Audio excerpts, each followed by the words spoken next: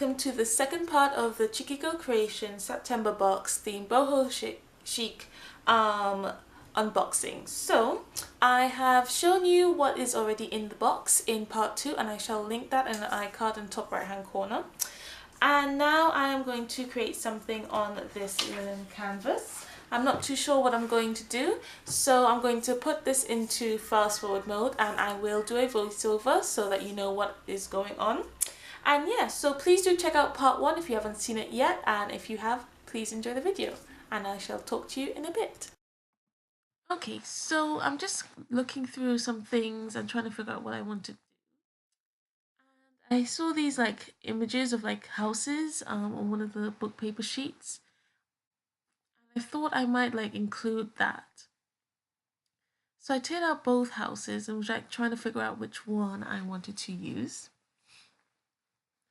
And I was like putting it like, on some deco paper and stuff, thinking that maybe I'd like might matte it a bit before I put it on the canvas. And I apologize if I sound a bit strange. I think I'm coming down with a cold, so I do apologize for that. I'll try my best not to sniffle too much. So anyway, yeah, I'm just placing like, papers and stuff and trying to figure out. But then like it was just too small. So I've just gotten this pen. I'm using a white pen just in case like I didn't like what I drew, so I figured that would be easier to wipe off. Because the linen canvas did have a really smooth like finish to it, so really I didn't even need like the chalk primer to prime it so much, just to add white space, which was really nice. So I'm just sketching the image of the house that's on the book paper. But like at some point I'm like, I'm not too sure how this is gonna work. Because I still wasn't too sure what I wanted to do. And I'm just kind of looking through the embellishments, trying to figure out what I want. I was thinking maybe I could like use different papers to like build up the house. And maybe the buttons for like the trees and the tassels or something. So it's just really experimenting. And then I thought, you know what? I don't know. I don't actually like it on there. So I wiped it off with like a slightly damp paper towel, but not all of it. I didn't need it to be perfectly wiped off. And now I've grabbed the palette knife and the chalk primer. And I'm just going to create a white space with this chalk primer like in the middle, because I thought maybe I could use like the brown of the canvas to like frame whatever image I was going to do on the chalk primer. And I've like wiped off some of the excess around the edges and stuff of the canvas. So now I'm going to take this tissue paper. I'm going to tear up a few pieces and stick it onto where the chalk primer is. But I didn't want it to be like completely bright, so I will go over that again with some chalk primer just to kind of like push it back to the background. Because now I was kind of thinking that I might want to do like a bird or something. So I was thinking maybe this could be the sky, which is why I would have that blue kind of peeking through the chalk primer. That's quite a nice thick layer of chalk primer. Not too thick actually, but thick enough so that you can't completely see like the back of the canvas. So now this is going to be quite fast because I was just trying to figure out how I wanted the bird. And then this pen is like a fine liner pen. That bird looks like it has 3 feet, but I was just trying to figure out where the feet were going to be. And yeah, I had picked that cream paper first, but I will change my mind. And I'm just switching like the color of the pen I have just so I can like differentiate between sketches. And then I thought maybe I would want a bird on a nest. And I just couldn't like get my bird how I wanted it. And then I changed my mind of what paper I wanted. And then I thought I would just do a really simple shape of a bird. So I've just got my pen out again and I'm going on like this teal paper. And there is my bird, and I'll just kind of like neaten it up and adjust it how I need to.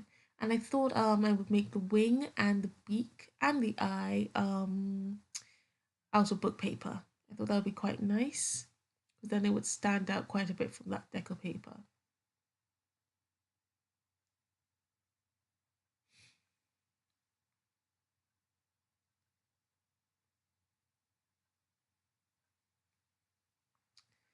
Okay, so now that I have my bird shape, I am going to mix some brown to make a branch. So of course like pink and green would make brown, but I wasn't really, it was really light how that brown looked. So I added some blue and that looked weird, and then I added some more green, and then I added some yellow ochre. And that's like primary cyan is the blue, magenta is the pink, yellow ochre as I said earlier, and then bright yellow green I believe is the green paint. So that created a very strange brown, but I will like improve on that later on. But it was like brown enough for what I wanted. And I'm using the palette knife to paint that in. And I really do enjoy using a palette knife to paint with. You don't get like perfect lines, and it's really nice and textured. So and again, I'm just kind of putting the bird like where I need to, just to see like if I like how I put the branch. And to be honest, I could have put the branch a little bit lower, but you'll see how I deal with that later on. So yeah, I'm just like, adding some finishing touches to the branch like how I want it, thickening some areas, making some areas a bit longer. And I thought I would like use the yellow ochre to add some like kind of highlights, and the primary cyan to add like shadows. So I'm going in with that now, again using my palette knife, and the branch isn't dry yet so that it'll blend really nicely. And then in this way I am adding some more definition.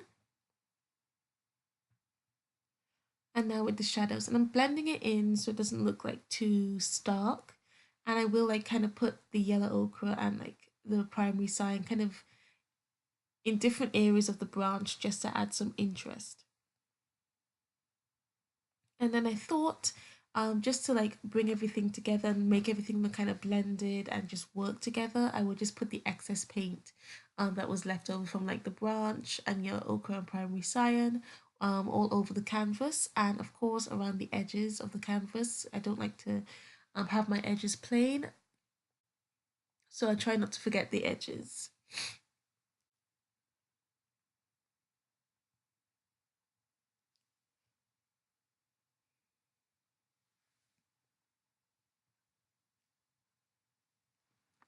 And I didn't use black at any point to add shadows because you don't always need like black and white.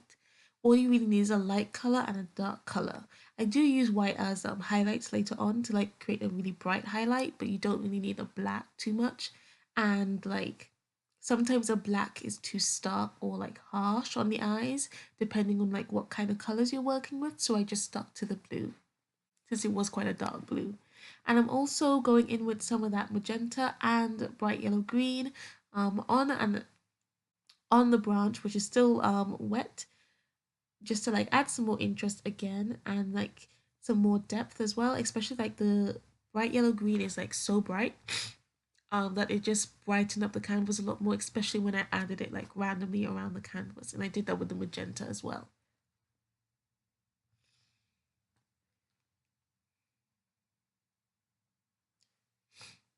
Okay, so I thought that I actually would have wanted to change up the bird a little bit, like the color of it. So I'm just making sure I still like the shape. I'm shaving off a little bit. I thought it was a little bit too big. And I will adjust the wing as well to suit.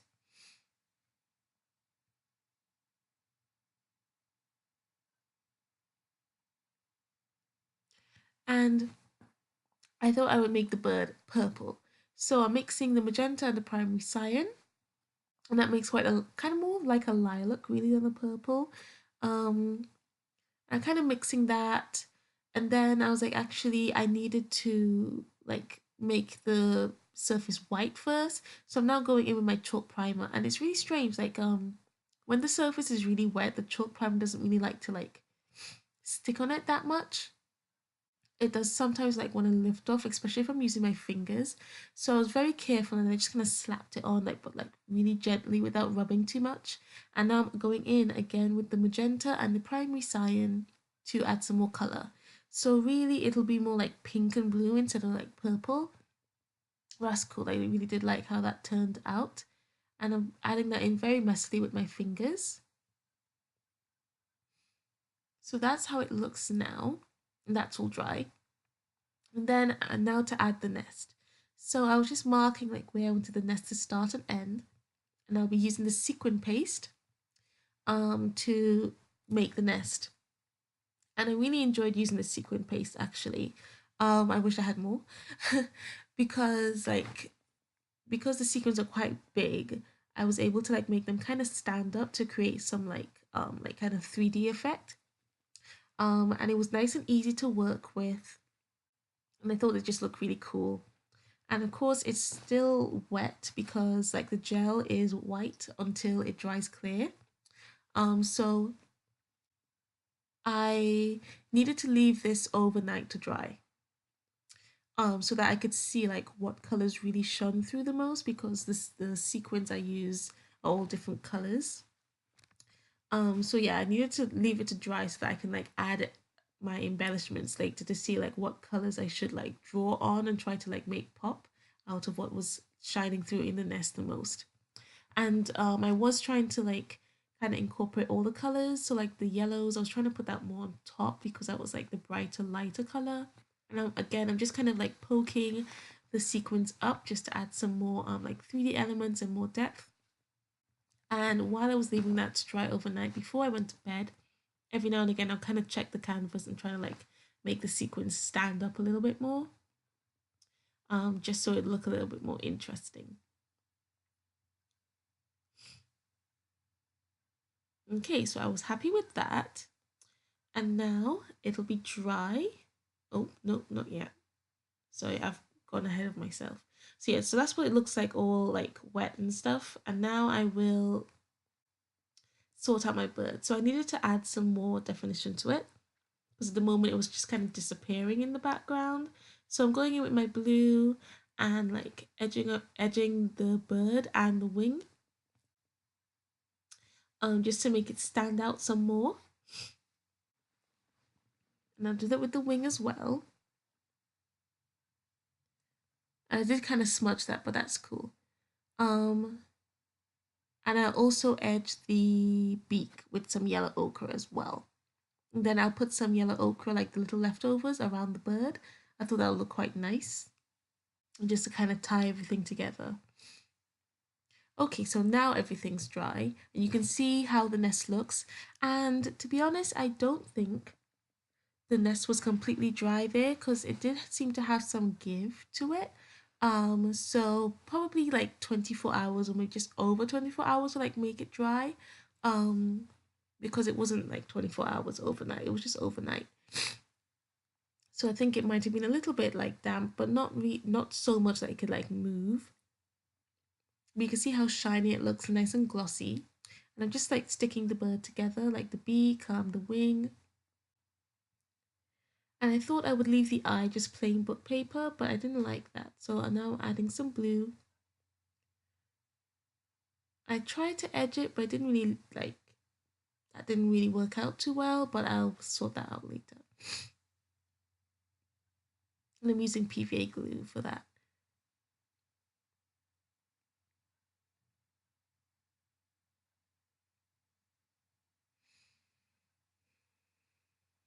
Okay, so now I'm adding some highlights to the branch. And I was hoping this wouldn't look like snow, but by the time I was finished, it didn't look like snow. Because this was supposed to be like spring or summertime. And yeah, so I'm just adding these, like the chalk primer, because I felt like the branch wasn't popping out enough. And then I will go in with the blue again just to add the shadows so it would really pop. And I added some more white on the background as well just to brighten things up. So now going in with the blue, and this is, of course, the branch is nice and dry now, so it won't blend in, which is what I wanted. I didn't want it to blend. I wanted it to stand out. And with the blue, I'll use it to add some more definition, like where the branches kind of start and stuff, and you'll see that, like with this branch and then the top one. And all of this I'm using is the palette knife, so it looks is all cohesive, because if I'd gone in with a brush, it wouldn't have looked like as nice and sketchy as it did with the palette knife.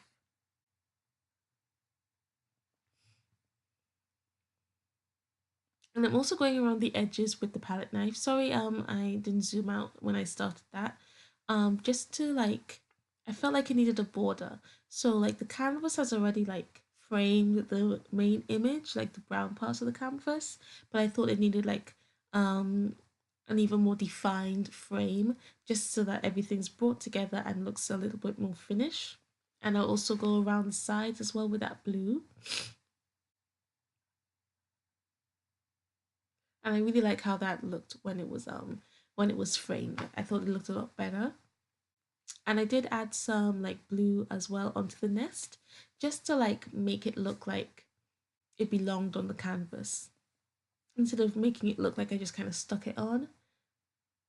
But I didn't really do too much to the nest because since the bird was on most of it anyway, and it didn't look too different because it was still using like all the colors I had used anyway on the canvas. And now I'm adding some highlights to the bird, and when I put that on I'm just kind of blending it in because I didn't want it to look like too bright. Adding that to the eye, the beak,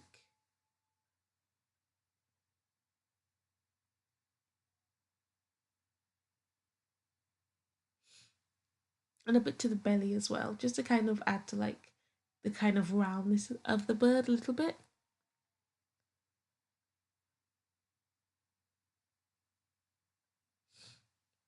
Now I'm going to add some flowers. So I've just cut off the stems from these flowers and I'm just kind of like fluffing them up a little bit. And I'm going to use one pink one and one blue one. And I'll also use some buttons and tassels, and I felt like I wanted more flowers, but I knew 3 of those flowers would have been too much. So I've just cut out like a messy circle from the book paper and I'll be making my own book paper flower. So there it is, and like when you do it, you start from like the pointier end and you like just roll it up, and like you always leave like a little like circle at the end, and that'll be like the base, like the bottom of the flower that you like stick everything to. And you'll see that once I'm done wrapping it. Right, there we are. So then I'll add some glue and I'll kind of like work with it a little bit, tweak it so like it kind of like gets a bit bigger so the flower doesn't look too small. And then you have a very nice book paper flower. And I'll make one more of that. But then it was still looking empty. So you'll see like how much more I add then. And then like the cluster of flowers did look really busy. And it was like there was something at the top which was the bird, there was something to the side which was like the flowers. But then there was nothing at the bottom. So I will add a quote. And that's kind of like the triangle. They say that you can like do things in a triangle because that's like makes your eyes kind of like be drawn in. So I'm wrapping that, and that flower is going to be a little bit bigger. It all depends on like how big you cut your like initial circles. So you can make really small flowers or you can make really big flowers. Okay, so everything's kind of placed. So I have my tassels and my buttons. I'm just sticking everything down, and I do think I'll have to go in and stick like my big faux flowers down with some hot glue. But I have run out of hot glue now, so I just had to stick it down with PVA for now. But I can go in and fix that later.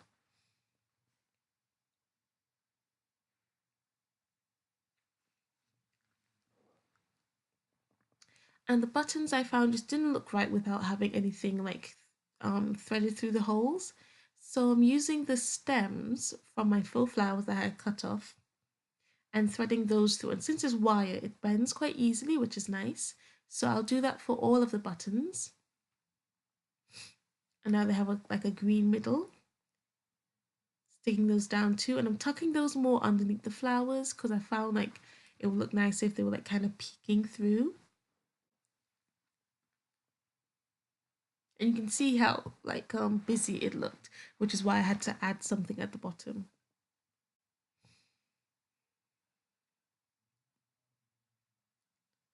Okay, so that is done. And the bird seemed a little bit flimsy, and I know I would have stuck it down, but I thought maybe I had to add like another layer, because like where I was sticking it down, of course, like the nest was more raised, like over the surface of the canvas, so I had to like make the bird a little bit stronger so it wouldn't look like too bent or warped. So I'm just sticking it down on some like just regular paper just to like add some like more sturdiness to it, and I've left that to dry. I let that dry like underneath something, like a book, so that it would dry flat. And now I'm mixing the blue and the pink together to make a purple, because I thought I would use this liner brush, which is from Hobbycraft. I love this liner brush, it's very useful. It's great for like brush lettering and stuff to do the quilt. And I thought I would use this kind of like purpley kind of color. But I'm doing it on this piece of paper just so that I know like how I should position things. So I'm cutting that out now.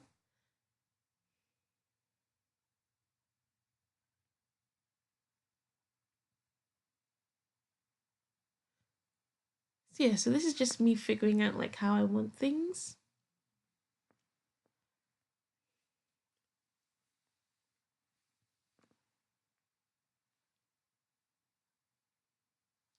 But then I thought that actually, you know what? The paint would have been too light and it wouldn't have really stood out, but I didn't want to use black. So I'm going in with this blue calligraphy ink by Winsor and Newton. Yep, Winsor and Newton. And again, I'm using my liner brush. And I actually enjoy using inks more with my liner brush than I do paint. But yeah, so anyway, so I'm just putting in the quote and you can see it stands out a lot more. I didn't add highlights now, but I did actually add highlights like after like I'd finished the video, after I'd looked at it in a while, so you will see those in the photo. And the quote says, "Nurture your dreams and they will grow." And I also made sure to add my signature in using the ink, as well as like the date the canvas was made on the side. And now I'm cutting out the bird and I'll stick that down. Oh yeah, before I start sticking that down, I'm just using that purple paint just to add like some more shadows and some more interest, especially on the bird. And I'll add some like chalk primer to add a better highlight for the bird's eye.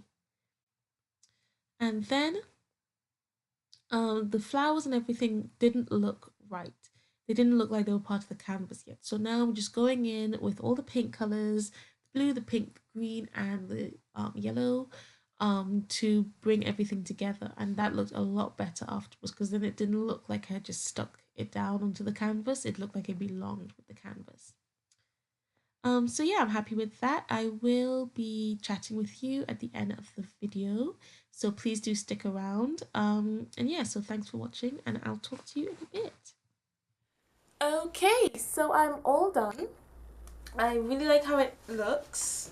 I'm really happy with it. Oops, didn't smudge anything. Anyway, so yeah, this I'll probably have to stick with some hot glue, but at the moment I don't have it. I've run out of glue sticks, so I've just like used PVA glue for now, but I probably will have to go back in. And I just was like dabbing on the paint mostly so that it wouldn't look like I just stuck stuff on, so that like it kind of brought together in the canvas, so it all works together. I'm not sure if I do want to add highlights to the quote. I may do, so if you see the highlights added to the quote in the photos, that's what happened. So yeah, I love using this sequin gel paste, because I was like, ooh, I thought I would like try it out and put it in like the box for you guys, and it's really cool.